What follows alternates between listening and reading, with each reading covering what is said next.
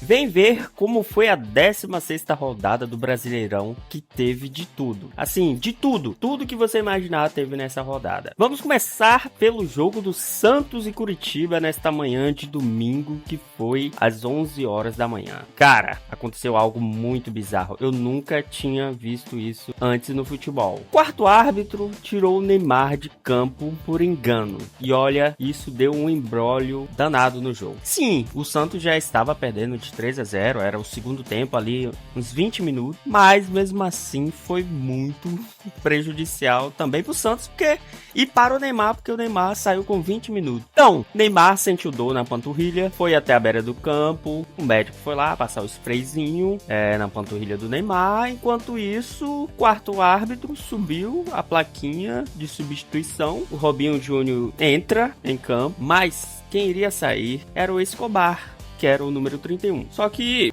o árbitro se confundiu e subiu a plaquinha que seria o Neymar, o número 10. Ou seja, o Escobar ficou em campo, Neymar não pôde entrar mais e aí começou toda a confusão.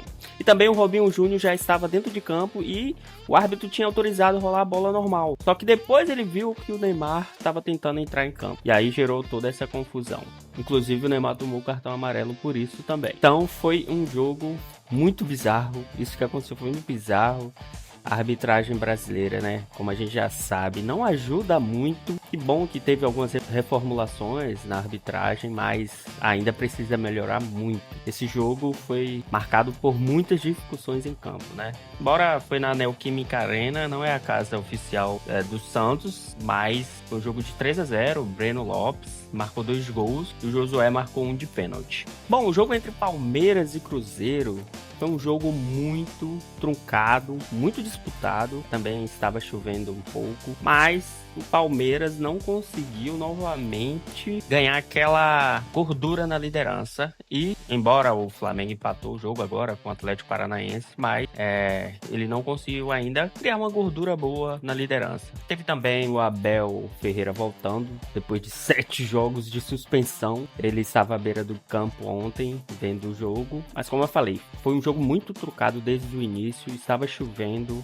muitas faltas, muitos cartões. Só que quem abriu o placar foi o Cruzeiro, com Kenny Arroyo, um golaço de fora da área. Só que logo depois, ali, o Felipe Anderson consegue empatar também com um golaço, vamos assim dizer. Foi um golaço também. E a partir daí, um jogo que continuou muito disputado. Segundo tempo, as equipes voltaram, continuou muito pesado, muitas faltas. O jogo acabou terminando mesmo no 1-1. O problema para o Palmeiras foi o Felipe Anderson, né? Que ele acabou saindo com algumas dores na coxa e pode ser dúvida aí para os próximos jogos do Palmeiras. Além dele ter feito um golaço, a coisa ruim foi que ele saiu de campo lesionado. Bom, mas mesmo assim o Palmeiras está na liderança com 35 pontos e é líder ainda do Brasileirão. Jogo entre Atlético Paranaense e Flamengo 1-1. O Furacão começou o jogo muito bem, começou comandando as ações, deu vários sustos no Flamengo no primeiro tempo. Poderia ter ampliado um pouco o placar, mas o primeiro tempo terminou 1-0. Quem estava lá na tribuna? Carlo Ancelotti, vendo os jogadores do Flamengo, né? Possivelmente pode estar ou não amanhã na lista dos 26 convocados. Bom, quem está nessa lista? Pedro, Léo Pereira, Léo Ortiz, Danilo e Alexandre. O jogo foi bom para Pedro.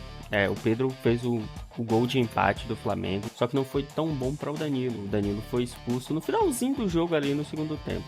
Mas temos que falar do gol que o Rossi tomou. Foi um frangaço, né?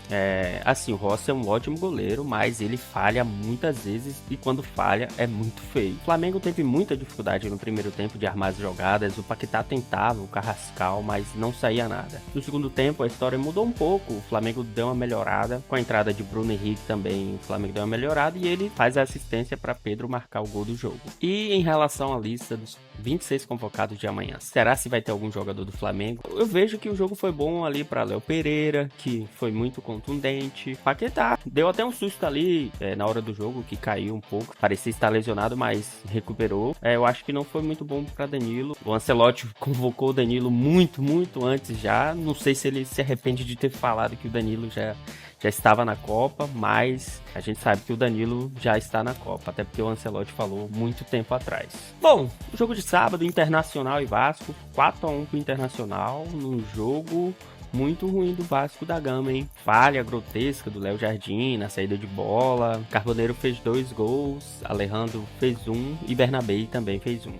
Quem diminuiu para o Vasco foi Andrés Gomes. E na Arena MRV, o Galo bateu o Mirassol por 3-1 no jogo espetacular do Galo. O Galo dominou totalmente as ações. Embora o primeiro tempo saiu empatado ali, no 1-1, mas no segundo tempo o Galo dominou totalmente o jogo. E acabou ali 3-1 para o Atlético Mineiro. Não, e no jogo do Fluminense São Paulo no Maracanã, 2-1 para o Fluminense. Teve falha na saída de bola, só que do zagueiro Dória. Ele saiu errado, quem aproveitou, o Lúcio Acosta pegou, tocou para Canobi fez o gol. O jogo terminou 2-1, foi um jogo também muito pegado, muitas faltas. São Paulo diminuiu no segundo tempo, mas ficou naquela ali mesmo. 2-1 pro Fluminense, bem tranquilo para o Fluminense até. Bom, no Newton Santos, o Botafogo ganhou de 3-1 do Corinthians. O Cabral teve uma tarde iluminada, marcou um hat-trick em cima do Corinthians. O jogo começou meio morno, mas depois o Botafogo foi tomando as ações, estava jogando em casa e conseguiu fazer um bom jogo. 3-1, ganhou 3 pontos, e aí o Corinthians já desponta ali na zona de rebaixamento. É o primeiro colocado na zona de rebaixamento, e isso já acende ali sinal de alerta para o Corinthians. Na Arena Fonte Nova, o Bahia empatou com o Grêmio 1-1. Um jogo bem ruim tecnicamente. Teve protestos da torcida do Bahia pedindo fora Rogério Ceni. O Bahia já não vence há 7 jogos seguidos. Está sendo o 5º pior mandante do Brasileirão,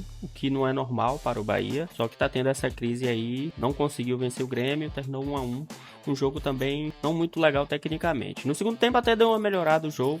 O Grêmio conseguiu fazer o gol de cabeça. O Bahia conseguiu empatar ali com o Matheus Sanabria, só que ficou no 1-1 mesmo. Bom, Bragantino e Vitória. Depois do Vitória ter eliminado o Flamengo na Copa do Brasil, foi para Bragança Paulista enfrentar o Bragantino, só que deu Bragantino. O Bragantino venceu por 2-0. O Bragantino é bem forte em casa, venceu tranquilamente. Resumindo a 16ª rodada, Palmeiras segue líder com 35 pontos. O Fluminense também cola ali na liderança. Corinthians entra no Z4 nessa rodada e o Santos também fica ali perigando entrar na zona de rebaixamento. Muito bizarro o que aconteceu nesse jogo entre Santos e Curitiba. Me preocupa também cada dia mais a arbitragem brasileira. Ao passo que o tempo vai passando, ao invés de melhorar a arbitragem brasileira, só vai decaindo mais, né? O que aconteceu hoje não pode acontecer, principalmente com o Neymar, porque era um dia para ser um pouco mais festivo ali, que possivelmente pode ser o último jogo do Neymar pelo Santos no ano.